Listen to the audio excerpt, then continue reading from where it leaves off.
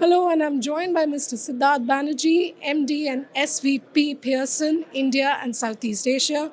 Thank you so much for speaking with us, sir. So, my first question to you is what is your take in terms of growth in a digital ecosystem?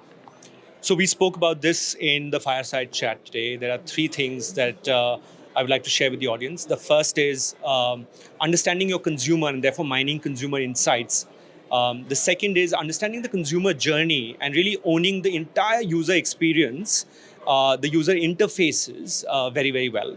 And the third is figuring out what is the way that you can retain consumers through understanding their psychology, applying nudges, and making sure that your value gets delivered to them on an ongoing basis.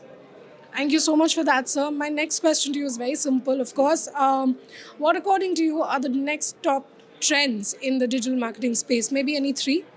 So I think three things that people could look at, whether it is clients or partner agencies. The first is understanding minutely where consumers are spending their time. So when we talk about influencers, we talk about new media, we talk about digital platforms, where are consumers spending their time? Number one. Number two, figuring out how their proposition connects at all touch points. So you're not building a brand only necessarily digitally, in terms of an acquisition channel, but also the entire experience, the entire brand experience. And the third big piece that marketers as well as client agencies can kind of look at is figuring out what's the way to best measure their omni-channel input to output ratio. All right. And finally, what are your thoughts on the platform that brand equity provides in terms of integrating into the growth stories across organizations? I think today's conference and events like these are fantastic for a couple of reasons. The first is we got to hear about digital public goods today. And I think that's fantastic because there's a lot of innovation is happening in India. And there are innovators who are building on top of these platforms, UPI being one example, ONDC being the other. The second thing that I think occasions like these do is we get to understand the perspective of multiple industries, multiple sectors.